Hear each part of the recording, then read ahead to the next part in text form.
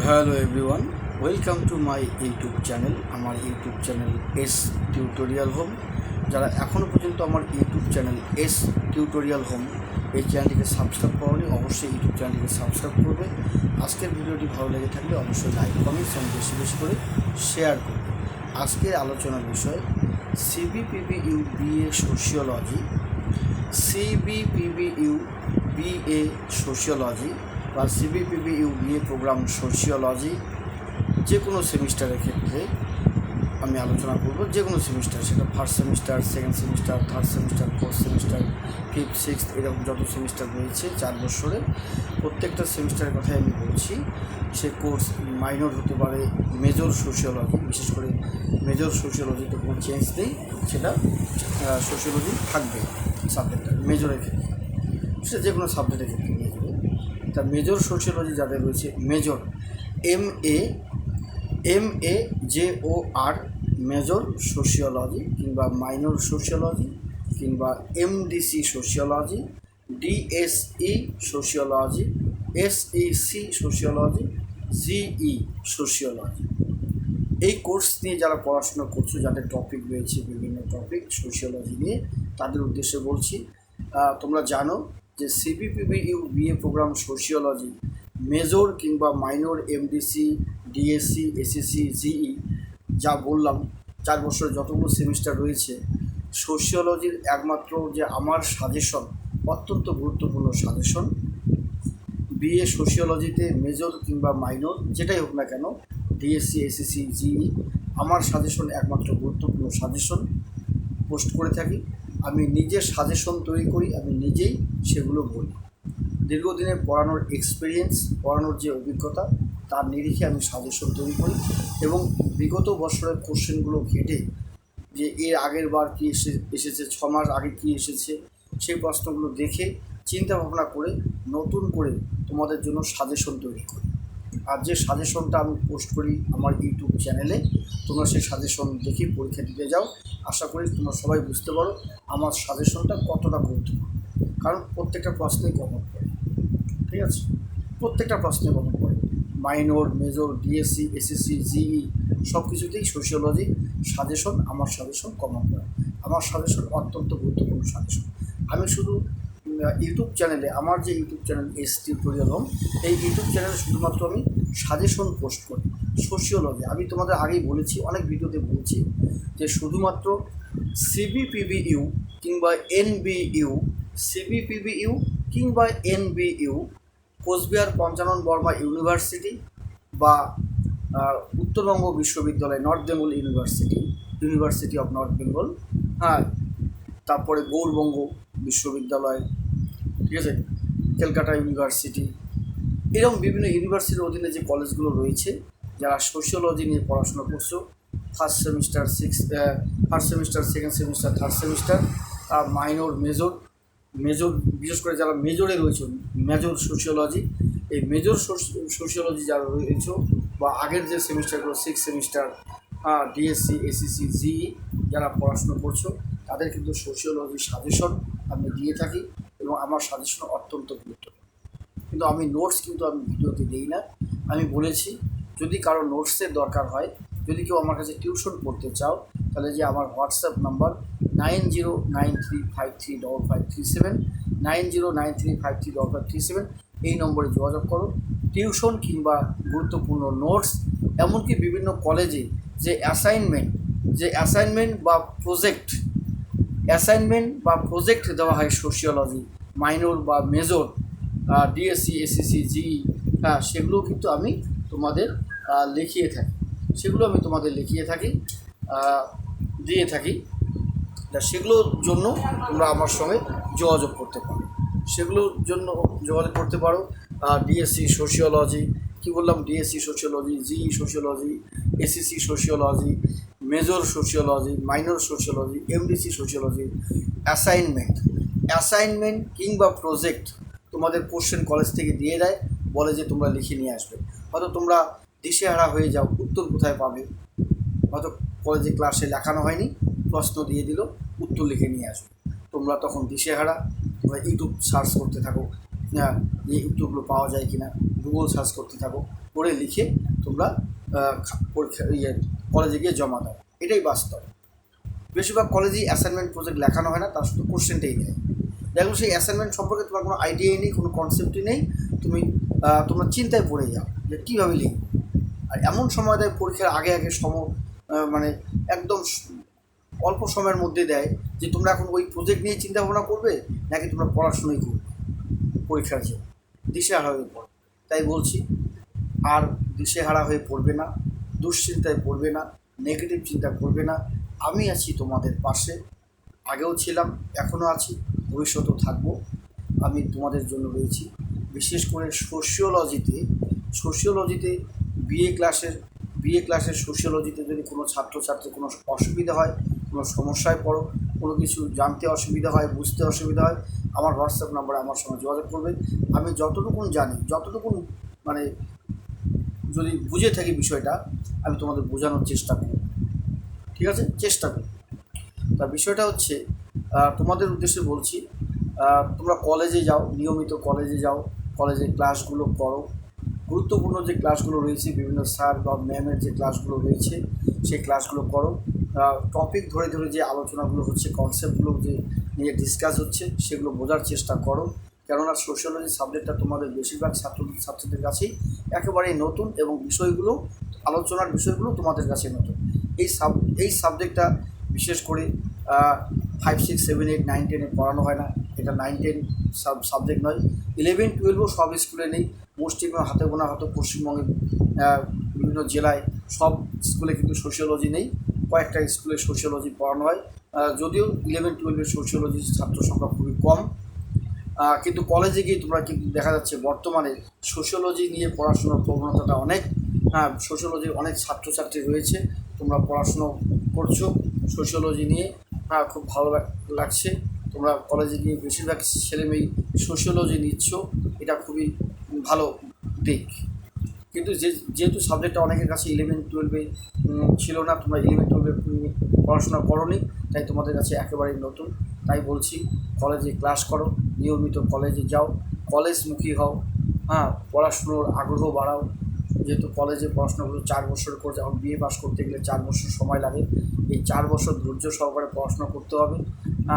Library, বিভিন্ন কলেজে যে লাইব্রেরিগুলো রয়েছে সেই লাইব্রেরি কার্ড করো, আই কার্ড করে নিয়মিত এই লাইব্রেরিগুলোতে পড়াশুনো করো, বইগুলো ব্যবহার করো, বাড়িতে বই নিয়ে এসে বিভিন্ন নোটস তৈরি করো, বা কলেজে লাইব্রেরিতে বসে পড়াশোনা করো, এগুলো করতে হবে। বা স্যার ম্যামদের কাছ থেকে কোনো একটা টপিক যদি বুঝতে অসুবিধা হয়, সেটা জানার চেষ্টা করো, তোমরা কলেজে যাও। কিন্তু শোনা যায় বেশিরভাগ কলেজগুলোতে বর্তমানে বেশিরভাগ কলেজগুলোতে ছাত্র সংখ্যা খুবই কম। তার মানে ছাত্র ভর্তি হয় অনেক, অনলাইনে অনেক ভর্তি হয়, অ্যাডমিশন হয়, কিন্তু ক্লাসে কিন্তু ছাত্র সংখ্যা খুবই কম। কোনো ক্লাসে ছাত্র থাকেই না বললে চলে। হাতে গোনা কয়েকটা স্টুডেন্ট বসে থাকে আর বেঞ্চগুলো ফাঁকাই থাকে। এটা কিন্তু ঠিক নয়। তোমরা যারা পড়াশোনা করছো, যারা শিক্ষার্থী, তোমরা কলেজে যাবে, নিয়মিত ক্লাস করবে, ঠিক আছে? পড়াশোনার সঙ্গে যুক্ত থাকবে, স্যার ম্যামের সঙ্গে ভালো ব্যবহার করবে, সম্মানের সহিত ব্যবহার করবে, রেসপেক্ট করবে স্যার ম্যামদের, এবং স্যার ম্যামদের কাছ থেকে অনেক কিছু অজানা তথ্য তোমরা জানতে পারবে। তোমরা কলেজের ক্লাসে নোটসগুলো তৈরি করো, সেই নোটসগুলো বাড়িতে এসে পড়বে, ঠিক আছে? এবং বইগুলো, যেহেতু সোশিওলজির অনেক বেশিরভাগ সোশিওলজির যে সমস্যাটা হয়, সোশিওলজির বাংলা ভার্সনের বই বেশি পাওয়া যায় না এখন, যদিও অনেকেই লিখছে, অনেক বই এখন পাওয়া যায় আগের তুলনায়। আগের তো শুধু ওই অনাদি কুমার মহাপাত্র বইটাই কমন ছিল, আর সব ইংলিশ ভার্সনের বই বেশি পড়া হতো। কিন্তু এখন কিন্তু বাংলা ভার্সনেরও অনেক বই পাওয়া যাচ্ছে। তাই বলছি, ঘাবড়াবে না, দুশ্চিন্তা নেই, নেগেটিভ চিন্তা করবে না, পড়াশোনা ভালো করে করো, ভালো রেজাল্ট করো, ভালো পার্সেন্টেজ পাও, এবং কলেজে ক্লাসগুলো করো, নিয়মিত কলেজে ক্লাস করো, এবং স্যার ম্যামদের সঙ্গে ভালো ব্যবহার করো, তাদেরকে শ্রদ্ধা করো, সম্মান করো, ঠিক আছে?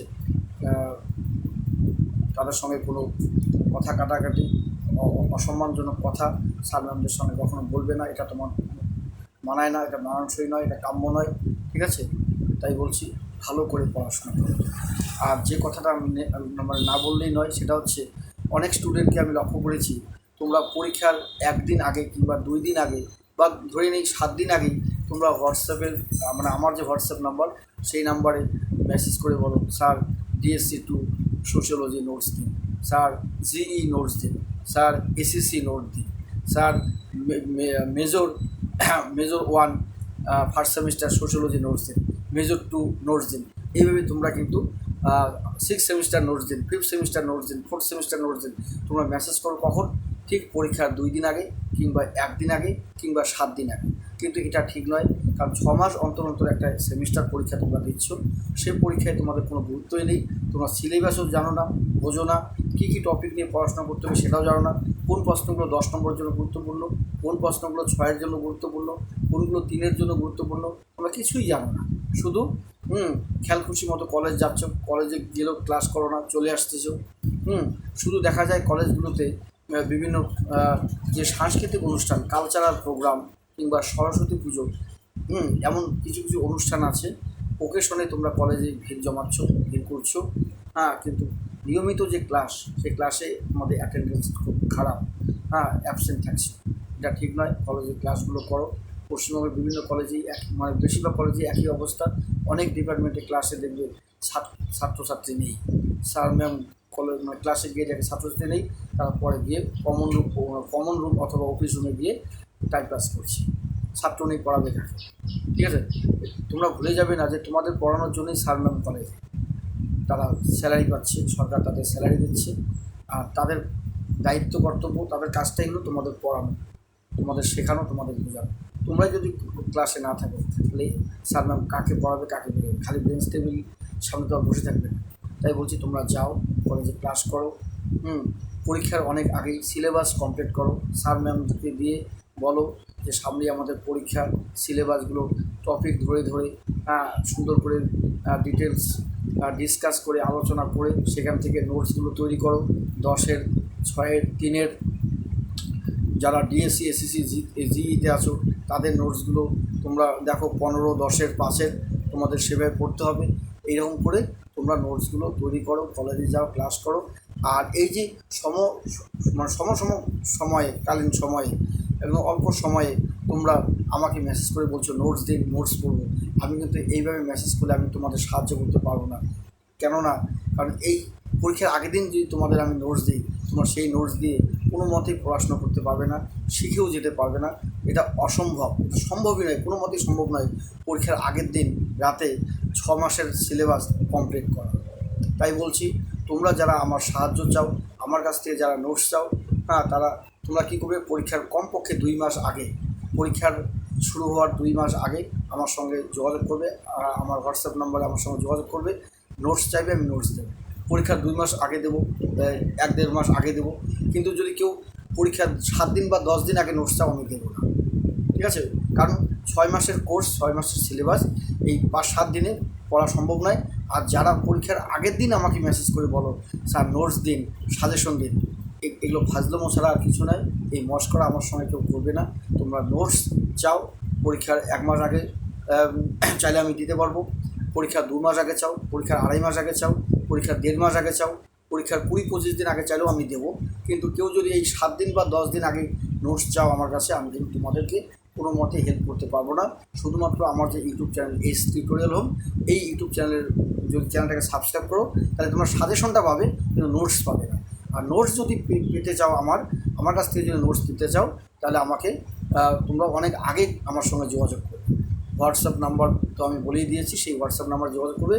পরীক্ষা শুরু হওয়ার অন্তত 2 মাস আগে, 2 মাস আগে থেকে আমার সঙ্গে কন্ট্যাক্ট করো, যোগাযোগ করো, তোমরা নোটস পেয়ে যাবে। কেননা পরীক্ষার আগে, আমি বারবার বলছি, আমাদের ওয়েস্ট বেঙ্গলের বিভিন্ন কলেজ, বিশেষ করে আমি যদি আমার কোচবিহারটাই ধরে নিই, সিবিপিবি কোচবিহার পঞ্চানন বর্মা ইউনিভার্সিটির অধীনে যে কলেজগুলো রয়েছে, বিভিন্ন ছাত্র বিভিন্ন কলেজ থেকে তোমরা পরীক্ষার আগের দিন আমাকে মেসেজ করছো, এটা ঠিক নয়। নোটস দিন, নোটস দিন, পরীক্ষার আগের দিন নোটস দিলে কোনো লাভ নেই। তোমরা অন্তত পরীক্ষা শুরু হওয়ার আগে 2 মাস আগে, 2 মাস আগে নোটস চাও, আমি নোটস দেবো। তোমরা সেই নোটস পড়ে পরীক্ষা দিতে যাবে, লিখতে পারবে।